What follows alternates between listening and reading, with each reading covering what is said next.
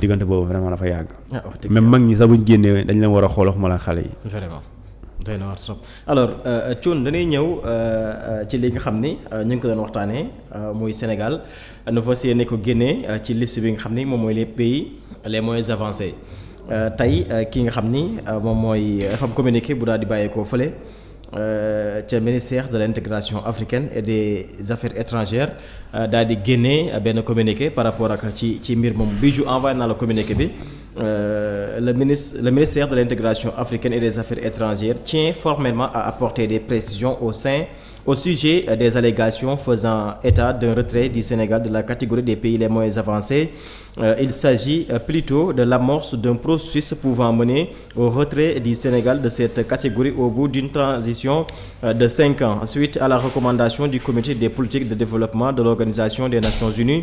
En effet, le retrait du pays de la catégorie des paiements obéit à une procédure au sein des organes compétents du système des Nations Unies. Ainsi qu'il ressort à la résolution A/RES/79/230 du 19 décembre 2024 adoptée par l'Assemblée générale des Nations Unies, une période de 5 ans a été retenue pour permettre au Sénégal de préparer sa sortie à cette catégorie. C'est au terme de cette période transitoire que le retrait pourrait être prononcé. Afin d'éviter tout bouleversement de son programme de développement, le gouvernement travaille à l'élaboration d'une stratégie nationale de transition sans heurts adossée à son nouveau référentiel des politiques publiques initié Sénégal 2050 agenda national de transformation. Lii nekk communiqué bi nga xam ni moo daal di bàyyeekoo fële ca ministère de l'intégration africaine et des affaires étrangères di indi ay leeral ci xibaar bi nga xam ni daanaka subaak la ñu ngi koy waxtaanee que ni Sénégal dañ ko daal di génnee ci liste yi nga xam ne nag moo di les pays moins avancés. Moom ministère de l'intégration dinu indil ay leeral di ñu xamal ni carrément loolee processus la boo xam ni fii ak juróomi at la maanaam actuellement sotteegul. Nan nga mën jàngatee communiqué bi nga xam ne bàyyi ko fële ci ministère de l'intégration africaine et des affaires étrangères par rapport ak actualité bi nga xam ni moom na ñu xëyee tey ji ñu xam ne Sénégal génne nañ ko ci liste des pays les moins avancés. waaw xam nga des fois nit ñi dañuy dégg benn expression rek. ñu ne lii la ale ko du loolu xam nga ne génn nga ak da nga war a génn fii ba bokkul. Sénégal génnul dafa war a génn. Donc processus la donc si da nga war a génn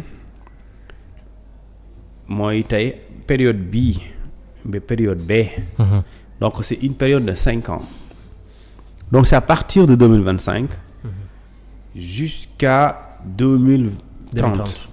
Donc 5 ans yi Sénégal da ngeen nekk ci pays moins avancé. Sénégal ci loolu ne d'ailleurs ba léegi ñu ne nii da ngeen ci war a génn.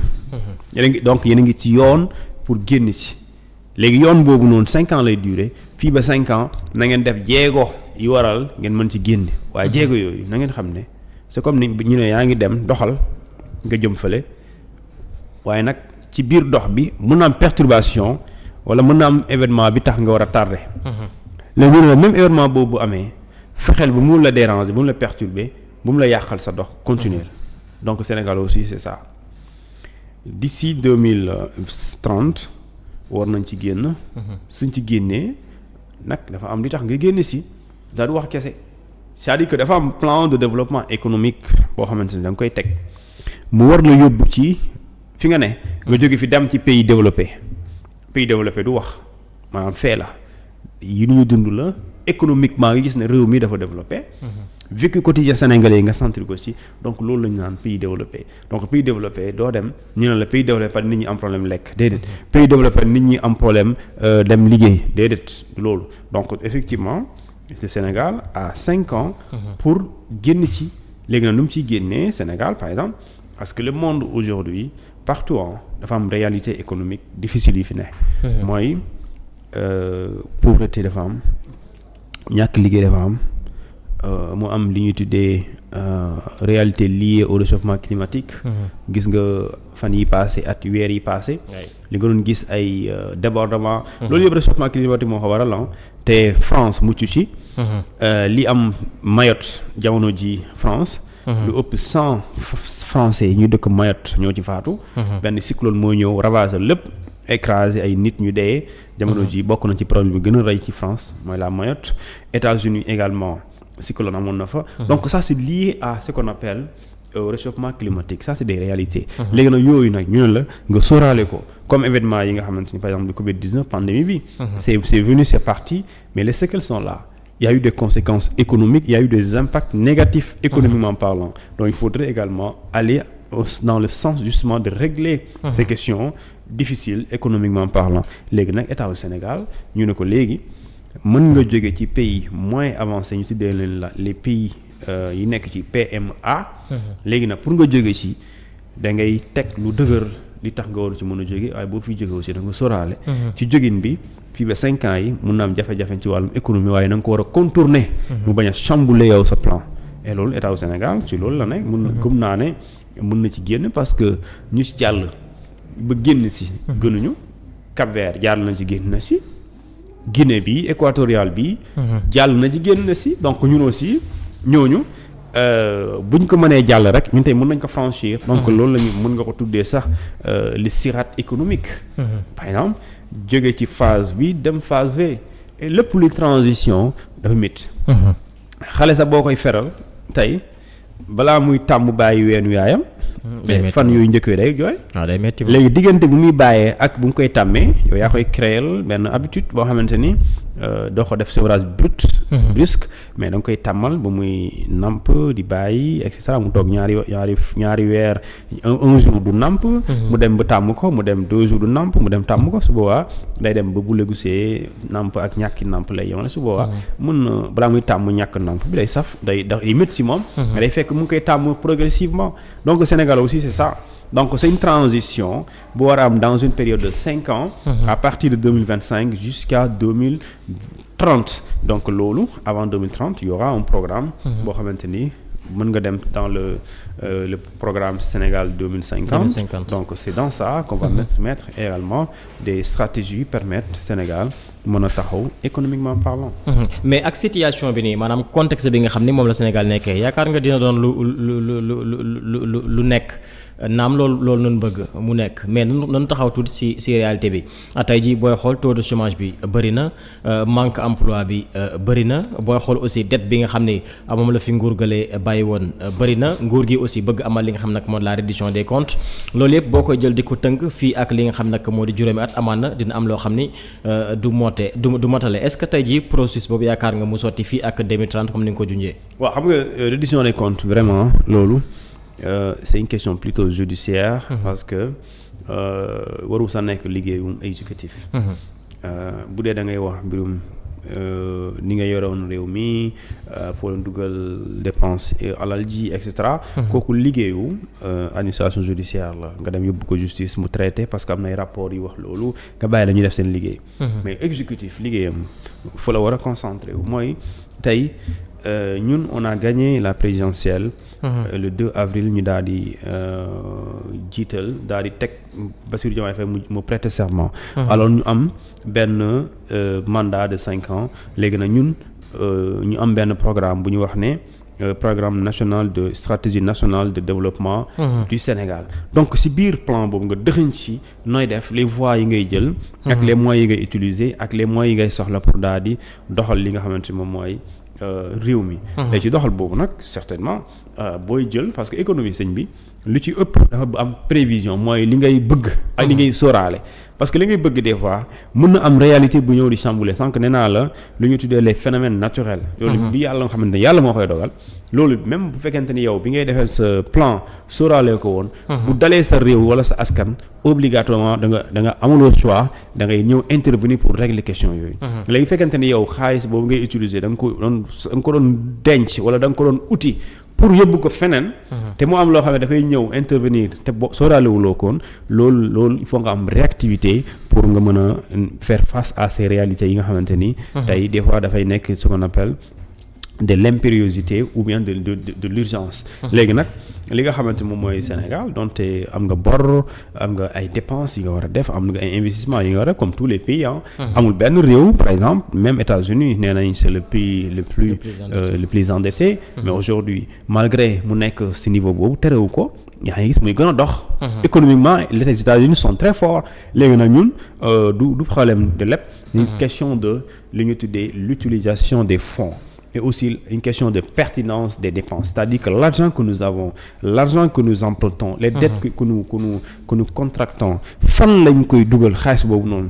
Quel est effectivement yu ni secteur yu dugal suñu xaalis yi nga xamante ni moom la ñuy leb wala moom la ñuy jëlee ci suñu recette. loolu mooy lu ëpp solo et je pense qu'aujourd'hui l'État du Sénégal est conscient de ce phénomène-là donc du coup dina xam. 100 francs bu ne fan la ko war a mën a dugal ba mu amal ko njëriñ parce que bu fekkente ni des fois gars yi dañuy faral di wax par exemple yemal réduction de compte rek ci lekk nga sàcc nga surfacturé nga mais du loolu kese parce que réduction des comptes dem na bi ba yow ñu jox la xaalis budget ci budget boobu mën nga ko dépenser ba mu jeex te lekkoo ci 100 francs mais ci li nga ko dépenser amul njëriñ mais kooku da ngay indi ay correction doo ko bàyyi mu continuer noonu.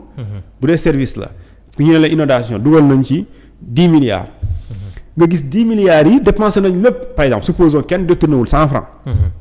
nga dépensé ko ci nga ne dugal naa 5 milliards Thiès dugal naa 5 milliards dans toute la région de Dakar. waaye ñu gis ne fu doon taa day taawe léegi ñu gis ne bu ñu xoolee factures yi effectivement amul benn surfacturation amul détournement. waaye kon mais gis nañu ne. bi nga dugalee 5 milliards yi Thiès ak Dakar terewul fi mu doon taayee ba léegi day gën a taa. ay bagues fleurs nga ko jëndee. waaw léegi da ngay gis ne donc effectivement. sàcculoo waaye problème bi mooy la pertinence des dépenses mooy que ne dugal nga ci xaalis waaye impacté wul positivement donc dans ce cas kooku li nga koy def rek mooy sëñ bi yow vraiment bu dee da nga koy changer nga changer ko. wala bu dee mënoo ko changer nga ne ko fi nga yoon bi li nga def nii utal ñeneen ñi def nii waaye li nga def baaxul.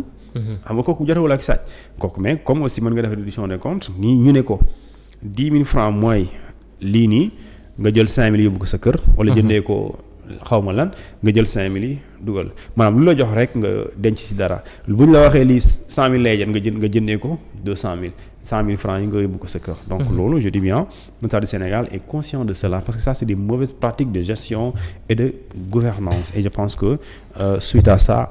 dinañu ut des solutions idoines pour mën a nekk ci yoon boobu parce que c'est une transition nee naa la transition dafa jafe. même jëkkër ak jabar sax balaa ñuy tàmm. ba minante ba ñu nekk dans une vie de couple c'est tout un processus et également c'est une compréhension et aussi c'est une abnégation.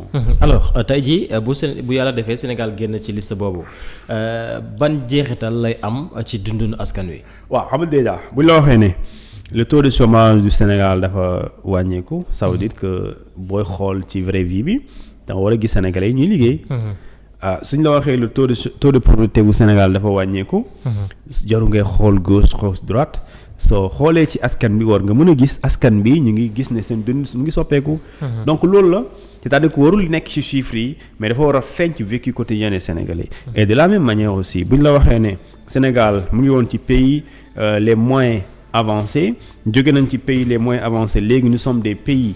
développé ma ne la loolu warul nekk ci yem warul yem ci wax simplement dafa war a feeñ ci vécu quotidien des Sénégalais parce que bu ñu la waxee taux de croissance 2 chiffres par exemple taux de croissance boobu meilleure manière de wax ne askan bi ñu ngi ci maanaam ñoom ñu ngi ci jàmm amul problème lekk il faudrait askan boobu nga dem ci moom nga gis ne mu ngi lekk matin mu ngi lekk midi mu ngi lekk soir en tout cas bu bëggee lekk mu ngi lekk bu bëggee dem école mu ngi dem école su bëggee dem jàngi mu ngi dem jàngi su bëggee génn am na sécurité et cetera donc da nga gis ne effectivement loolu mooy li am solo mooy tey soo jógee ci pays les moins avancés da ngay dem ci les pays développés et pays développés ce n'est pas le terme ce n'est pas que le terme il y a encore plus lu ñu tuddee tey nga nekk ci développement boobu les populations doivent sentir lu ñu tuddee cet aspect développement. mooy Sénégal am na pétrole dañu war a sentir les retombées du pétrole. Sénégal am na gaz dana war a sentir lu ñu tuddee l'exploitation issue justement du pétrole, du gaz ou bien pour ne pas dire de l'or. Donc loolu je dis bien bu sottee day am njeexital li nga xamante moom mooy dundinu Sénégalais yi. exactement day soppi dundin boobu. alors Thioune dañuy ñëw sunu ponk bu mujj muy ministre de la communication Alioune Sall annonce bi